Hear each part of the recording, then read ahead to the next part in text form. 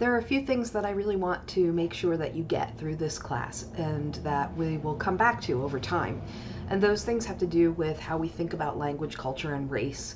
And that's what this whole class is about. So, of particular importance is that we sort of take a look at what language is and how we think about language.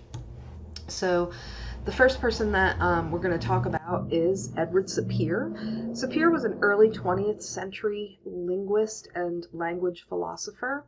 Communication scholars like Sapir a lot because he had a lot to say about how cultures and languages were interconnected.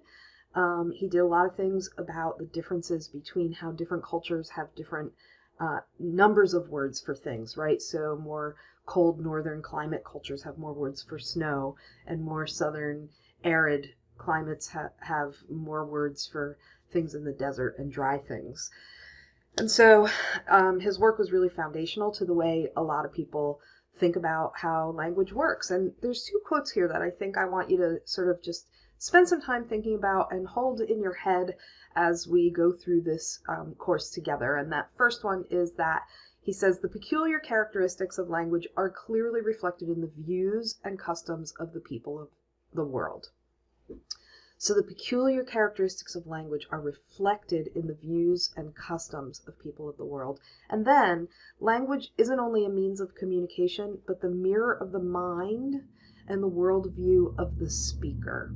So I'm not going to say a whole lot about those things right now. I just want you to sort of think through them as you think through some of the things that we read in this class, and then I'm going to come back to those quotes later and ask you to reflect on them related to some of our readings.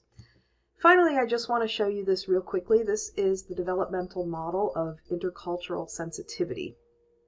And as you can see, it moves from a level of denial to a level of integration, and that sort of summarizes and characterizes the way that individuals feel about different cultures and how they experience cultures that are different from their own, where on the one end we're extremely ethnocentric, ethno meaning people, centered, right? So ethnocentrism means being very centered on your own culture and seeing your own culture as correct and as the most advanced and the most truthful. So on the level of denial, a person would say something like this, where it says, my cultural experience is the only one that is real and valid. There's little to no thought of other.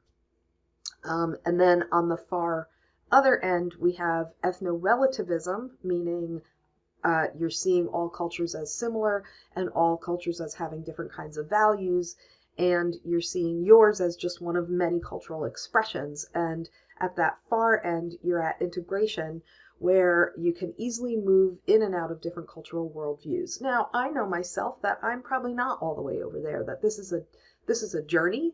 This is a way of thinking and believing.